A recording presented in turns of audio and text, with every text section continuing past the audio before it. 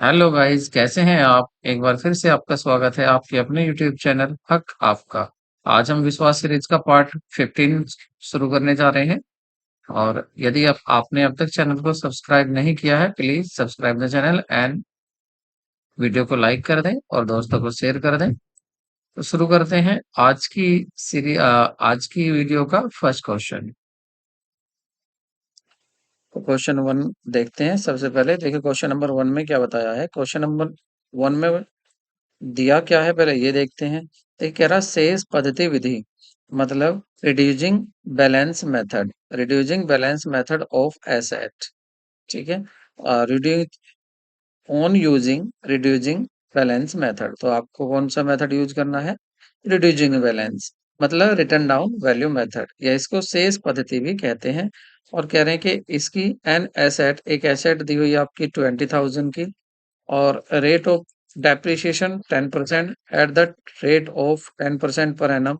Depreciation for the third year, तीसरी साल का डेप्रिसिएशन कितना होगा? तो यहाँ पर बताना है कि तीसरी साल का डेप्रिसिएशन कितना होगा। तो देखिए, फर्स्ट ईयर का तो दोनों का बैलेंस सेम ही होता है। क्या आप एसएलएम मेथड यूज करें, straight line value method use करें, या आप मेथड यूज करें कौन सा अपना, या आप मेथड यूज करें रिटर्न डाउन वैल्यू मेथड। दोनों में ही फर्स्ट ईयर का डेप्रिसिएशन हमेशा सेम होगा, इसमें कोई फर्क नहीं पड़ता। ठीक है, दोनों ही सेम होते हैं फर्स्ट ईयर पर। तो सेकंड ईयर का चेंज हो जाता है। देखिए, फर्स्ट ईयर का देखते हैं। फर्स्ट ईयर में यहाँ पर अगर डेप्रिसिएशन लगाएं तो 20,000 का 10%, तो डेप्रिसिएशन कितना हो जाएगा? 2,000। तो फर्स्ट ईयर का 2,000 डेप्रिसिएशन होगा, और माइनस करेंगे 18,000। ठीक है, इसमें से फिर माइनस, अब इसका, ये तो होगा फर्स्ट ईयर का डेप्रिसिएशन। अब सेकंड ईयर का डेप्रिसिएशन क्या होगा? जो मशीन जितने की बची, पहले मशीन कितने की थी? 20,000 की, कितने की कम हो गई? 2,000 की। अब कितने की मशीन बची है? 18,000 की। तो डेप्रिसिएशन यहाँ पर 10% 18,000 का लगाएंगे तो कितना आएगा? 1,800। ठीक है, 10% 1,800, इसको माइनस करेंगे, zero zero, and 9 minus 8 1, and 7 minus 6, and then 1। Sorry, ये थोड़ी मिस्टेक हो गई। तो ये बचेगा आपका 16,200 रुपये। ठीक है, 1,800 कम कर दिए। ठीक है, तो 16,200। उसके बाद कह रहे हैं कि इस पर फिर डेप्रिसिएशन लगाना है 16,000। ये तो था फर्स्ट ईयर का डेप्रिसिएशन यहाँ पर। ये है आपका सेकंड ईयर का डेप्रिसिएशन। और अब थर्ड ईयर का डेप्रिसिएशन कितना होगा? 16,200 का 10%, तो ये होगा 6,200 रुपये। ठीक है, 6,200 नहीं, 1,620 रुपये। तो ये होगा आपका 1,620 रुपये। ठीक है, 1,620 रुपये क्या हुआ आपका? डेप्रिसिएशन। सही ऑप्शन क्या होगा? सी आपका करेक्ट ऑप्शन होगा। नेक्स्ट क्वेश्चन की तरफ चलते हैं।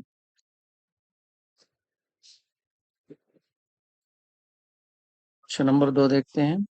पेटेंट का नवीनीकरण के लिए दी गई फीस, तो renewable fee for patent, patent का रिन्यूएबल किया गया है तो वो रेवेन्यू एक्सपेंडिचर होगा, कैपिटल एक्सपेंडिचर होगा, या डेफर्ड रेवेन्यू एक्सपेंडिचर होगा, या डेवलपमेंट एक्सपेंडिचर होगा।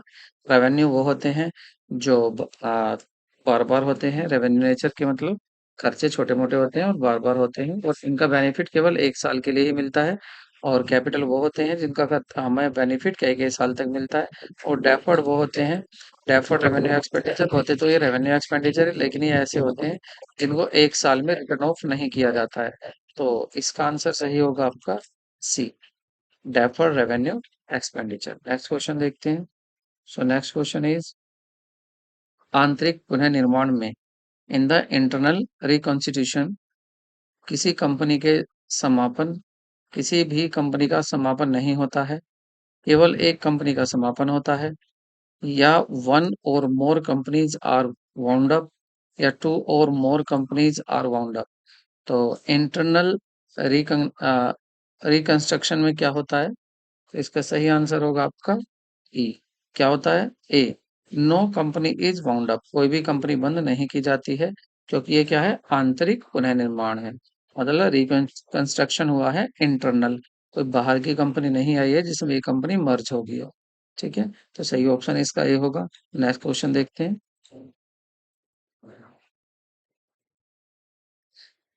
In which context is the term advanced system used? Advance system use अग्रदाय पद्धति शब्द का प्रयोग किस संदर्भ में किया जाता है? तो क्या क्रय बही में, विक्रय बही में, रोकड़ बही में या खुदरा रोकड़ बही में? तो इसका जो यूज होता है वो खुदरा रोकड़ बही में होता है। तो सही आंसर जो होगा वो होगा आपका पेटी कैश बुक। पेटी कैश बुक में इसका यूज होता है। अग्रदाय पद्धति ये है कि पहले ही जो हमारा सीनियर कैशियर होता है वो जूनियर कैशियर को पहले ही एडवांस में हर महीने के या 15 दिन के शुरू में ही कुछ एडवांस दे देता है, और उसमें से जो भी जूनियर अकाउंटेंट होता है वो उसमें से टोटल अपने खर्चे करता रहता है। खर्चा होने के बाद जो भी पैसा उसके पास बच जाता है उसको दोबारा से वो पैसा मिल जाता है। जैसे भाई माना महीने के शुरू में 1,000 रुपए उसको मिल गए, तो 1,000 में से वो इसमें से खर्चा करता जाएगा। मान लेते हैं उसने जो खर्च कर दिया 800 रुपये खर्च कर दिए। अब अकाउंटेंट के पास कितने बचे? 200 रुपये बचे। तो नेक्स्ट मंथ के शुरू में उसके पास फिर 1,000 रुपये होने चाहिए। इसका मतलब 800 रुपये उसको और मिलेंगे। तो ये जो एडवांस में पैसा मिल जाता है इसको बोलते हैं अग्रदाय पद्धति। तो सही आंसर इसका डी होगा। नेक्स्ट क्वेश्चन की तरफ चलते हैं इसके। तो नेक्स्ट क्वेश्चन इज, एकल स्वामित्व व्यापार में एकल स्वामी की देयता होती है, मतलब in in sole proprietorship business the liability of the sole proprietor is. Liability कैसी होती है? देखिए ये तो आपको पता होगा, पहले भी आया हुआ क्वेश्चन और मैं इसको पहले भी डिस्कस कर चुका हूँ। तो देखिए क्या होती है उसकी लाइबिलिटी होती है, अनलिमिटेड होती है। अनलिमिटेड का मतलब ये है कि अगर बिजनेस में लॉस हो जाता है तो उस लॉस को पूरा करने के लिए उसकी जो पर्सनल एसेट है, जो उसकी पर्सनल एसेट है, जैसे उसका होम है, हाउस है, उसके नाम पर ही है, उन सबको यूज किया जा सकता है बिजनेस के लॉस को पूरा करने के लिए। तो उसकी अनलिमिटेड लाइबिलिटी होती है। नेक्स्ट क्वेश्चन देखते हैं। सो नेक्स्ट क्वेश्चन इज, एक साझेदारी समझौता हो सकता है। देखिए जो पार्टनरशिप डीड होती है वो कैसा हो सकता है? मौखिक हो सकता है, मतलब ओरल हो सकता है, रिटर्न हो सकता है। ओरल रिटर्न कोई सा भी हो सकता है। देखिए यहाँ पर पहले पढ़िए, इन्होंने कहा है पार्टनरशिप एग्रीमेंट। ठीक है, तो इसने पार्टनरशिप एग्रीमेंट की यहाँ पर बात की है। तो पार्टनरशिप एग्रीमेंट तो कैसा भी हो सकता है, ओरल भी हो सकता है, रिटर्न भी हो सकता है। तो सी सही होगा। लेकिन अगर ये पूछता पार्टनरशिप डीड कह देता, अगर ये एग्रीमेंट को हटाकर यहाँ पर बोल देता पार्टनरशिप डीड कह देता, तो पार्टनरशिप डीड होती है रिटर्न डॉक्यूमेंट, तो वो रिटर्न डॉक्यूमेंट होता।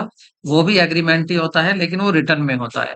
तो अगर रिटर्न एग्रीमेंट है तो वो पार्टनरशिप डीड होता है, और अगर खाली एग्रीमेंट हुआ है तो वो तो केवल ओरल भी हो सकता है और रिटर्न भी हो सकता है। आप ओरल किसी से कह दीजिए कि आओ मिलकर कुछ गुड्स खरीदते हैं और उसको महंगा करके बेचते हैं, जो भी प्रॉफिट होगा हम उसको आपस में बांट लेंगे, तो ये रिटर्न भी ओरल हो। ये क्या था? ओरल। ओरल एग्रीमेंट है तो ये भी क्या हुआ? ये भी एग्रीमेंट हो गया, इसको भी पार्टनरशिप एग्रीमेंट कहते हैं। लेकिन पार्टनरशिप डीड नहीं हो सकती, ये याद रखना। नेक्स्ट क्वेश्चन देखते हैं।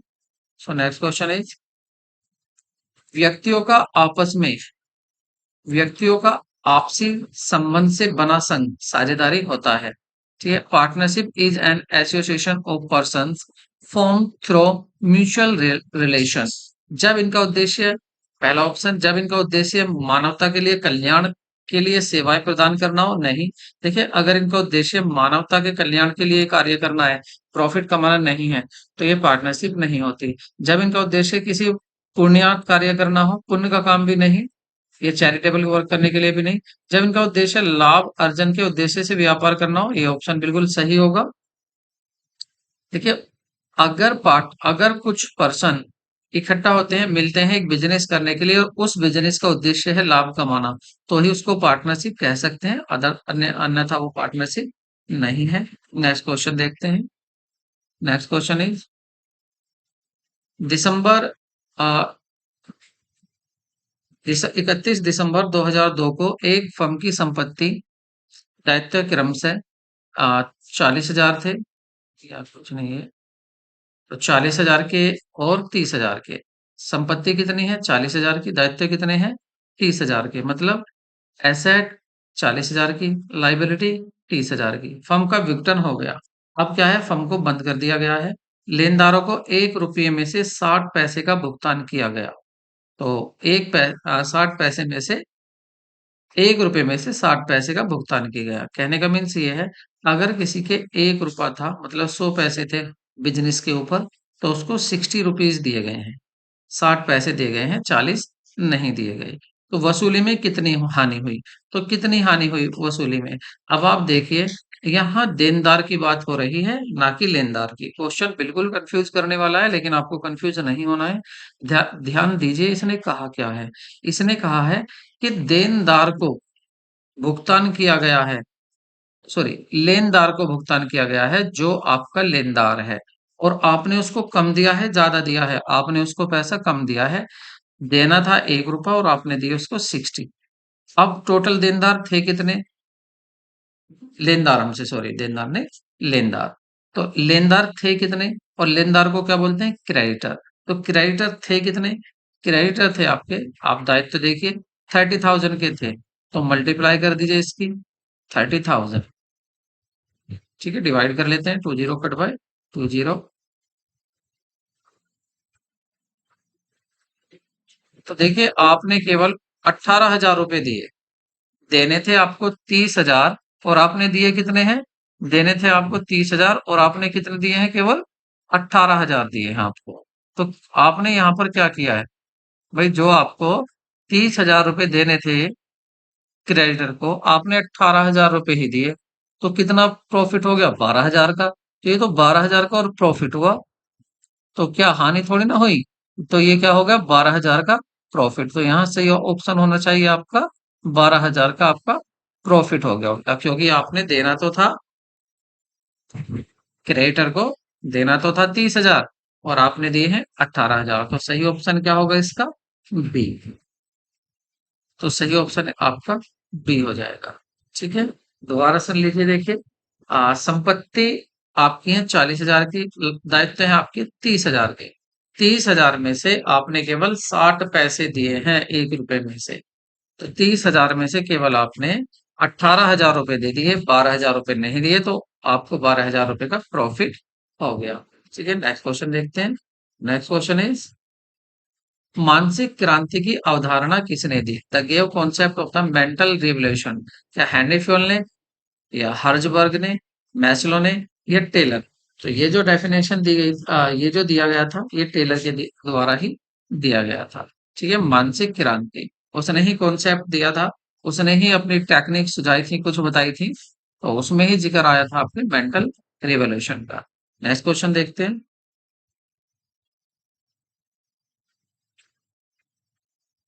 एक मशीन 10,000 रुपए में क्रय की गई है। एक मशीन है आपकी, वो 10,000 रुपए में क्रय की गई है, और इसका संभावित जीवन काल 3 वर्ष था, तथा इसके जीवन के अंत में इसकी पुस्तकीय मूल्य 5,120 था। यदि ह्रास की गणना ह्रासित शेष पद्धति के आधार पर की जाती है, तब ह्रास की दर कितनी होगी? तो ये ह्रास की दर पूछ रहे हैं, तो पहले आपको ह्रास की राशि पता होनी चाहिए कि ह्रास की राशि होती कितनी, तभी तो आप उसको दर बताएंगे। तो इसके लिए आपको फॉर्मूला पता होना चाहिए, और अगर इसके फॉर्मूले की बात करें, देखिए यहाँ पर डिमिनिशिंग वैल्यू मेथड की बात हुई है, तो इसका फॉर्मूला थोड़ा सा अगर उससे कंपेयर करें तो थोड़ा सा अलग हो जाता है। वो तो इजी होता है, स्ट्रेट लाइन मेथड जो होता है, स्ट्रेट लाइन वैल्यू मेथड, उसका इजी फॉर्मूला होता है, लेकिन इसका थोड़ा सा अलग हो जाता है। तो अगर रेट निकालना हो आपको, रेट ऑफ डेप्रिसिएशन, तो उसके लिए आप क्या करेंगे?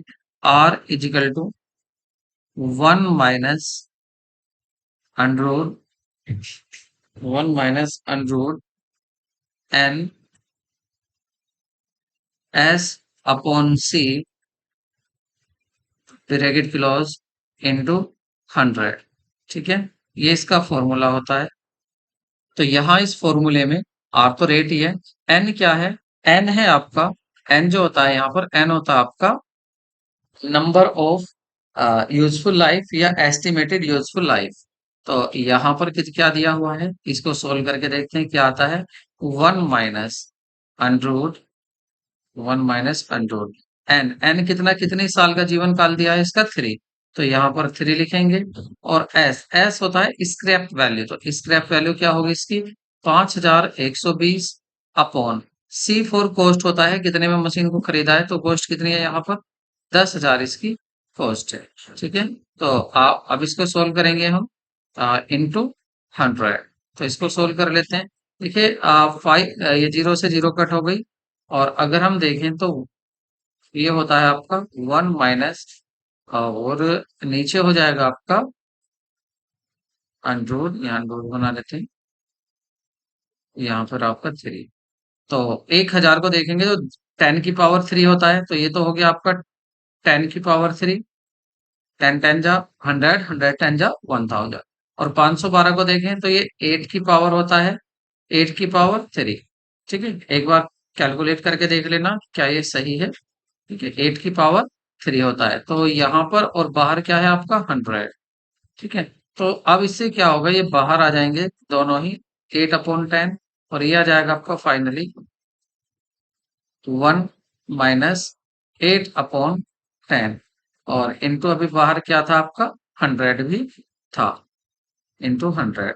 इसको माइनस करते हैं, 10 1 जा 10 और -8, तो ये आ गया आपका 2/10। और इंटू 100 भी है, तो इसको इससे डिवाइड करेंगे तो कितना आ जाएगा आपका 10 10 जा, और 10 की इसमें मल्टीप्लाइंग करेंगे तो 20, तो 20%। ठीक है, तो सही आंसर क्या होगा आपका 20%।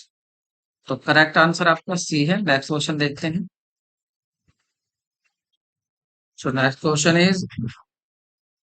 क्वेश्चन इज जब मांग का नियम क्रियाशील होता है तब, मांग का नियम क्रियाशील होता है तब, तो क्या होता है, मांग का वक्र ऊपर की ओर चढ़ता हुआ होता है, या जो होता है मांग का वक्र पड़ी रेखा की तरह होता है, या मांग का वक्र नीचे की ओर गिरता होता है। Option C is right. मांग का नियम जो क्रियाशील होता है, तो इसका मीन्स ये होता है कि जब आपके प्राइस बढ़ते हैं तो आपकी मांग गिरने लग जाती है, तो आपका जो मांग वक्र होता है वो नीचे की ओर गिरना शुरू हो जाता है। तो option C is correct. Next question देखते हैं। सो व्याकुंचित kinked demand curve is related with, तो ये रिलेटेड किससे होता है, मोनोपोली से होता है, ओलिगोपोली से होता है, या डिस्क्रिमिनेटिंग मोनोपोली से होता है, या परफेक्ट कंपटीशन में होता है। तो इसका सही ऑप्शन होगा आपका ऑप्शन सी, ओलिगोपोली। ओलिगोपोली में जो व्याकुंचित या किंकड भी कह देते हैं इसको, मांग का वक्र जो संबंधित होता है वो ओलिगोपोली में होता है। तो ओलिगोपोली में आपको किंकड मांग वक्र दिखाई देता है। नेक्स्ट क्वेश्चन देखते हैं। Next question is 13 question next. और इसमें मांग को प्रभावित करने वाले मुख्य तत्व कौन कौन से हैं, तो utility of the commodity, income level, और price of the commodity, all of the above. तो देखिए ये सभी, यहाँ पर ये सभी इसको प्रभावित करते हैं। कैसे प्रभावित करते हैं डिमांड को, ये इस तरह से देखिए, अगर यूटिलिटी की कमोडिटी, कोई भी कमोडिटी है, कोई भी वस्तु है, उसकी उपयोगिता अच्छी होगी तो उसकी मांग बढ़ेगी। इनकम लेवल, अगर लोगों का इनकम लेवल बढ़ जाता है तो भी उसकी मांग बढ़ेगी। और प्राइस ऑफ कमोडिटी, अगर प्राइस गिर जाता है तो भी मांग बढ़ेगी। तो ये सभी चीजें क्या है, प्रभावित करने वाली है मांग को, किसी भी वस्तु की मांग को। नेक्स्ट क्वेश्चन देखते हैं। तो नेक्स्ट क्वेश्चन इज साझेदारी फर्म की रजिस्ट्री न कराने पर एक साझेदार, तो एक साझेदार क्या नहीं कर सकता है। तो देखिए साझेदार अगर पार्टनरशिप की हमने रजिस्टर्ड, पार्टनरशिप को रजिस्टर्ड नहीं कराया है, तो लाभ में हिस्सा नहीं ले सकता। लाभ में तो हिस्सा मिलेगा पार्टनर को। क्या अपनी पूंजी पर इंटरेस्ट नहीं ले सकता, वो भी ऐसा कुछ नहीं है। अपनी पूंजी पर वो तो अगर एग्रीमेंट है तो मिल जाएगा। फर्म के संचालन में भाग नहीं ले सकता, संचालन भी करेगा अपनी फर्म का। लेकिन अन्य साझेदार के विरुद्ध वाद प्रस्तुत नहीं कर सकता, फाइल नहीं कर सकता, file of suit against any other partner, किसी भी दूसरे पार्टनर के खिलाफ कोई भी केस नहीं कर सकता। तो option D is correct. Next question देखते हैं। Question number 15। जब मांग पूर्णतः लोचदार होती है तो मांग का वक्र किस तरह का होता है, तो क्या लंबवत होता है, नीचे की ओर झुकता होता है, समतल होता है, इनमें से कोई नहीं, वर्टिकल होता है, डाउनवर्ड स्लोपिंग होता है, हॉरिजॉन्टल होता है, नन ऑफ द दीज। तो जब ये मांग पूर्णतः लोचदार होती है तब मांग का जो मांग का जो ग्राफ होता है वो आपका,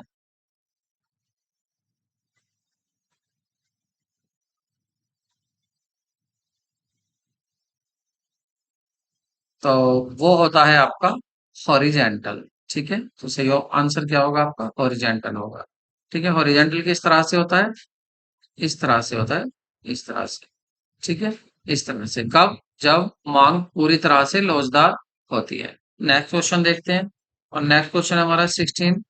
भिन्न आत्मक कार्य अनुसार मजदूरी पद्धति का प्रतिपादन किसने किया था? क्या हाल्से ने, डब्ल्यू, या टेलर ने, गेंट ने, या रिंगटन ने? तो इसका सही आंसर है आपका B, W, F W Taylor. F W Taylor जो थे, इन्होंने differential price rate method use किया था, ठीक है।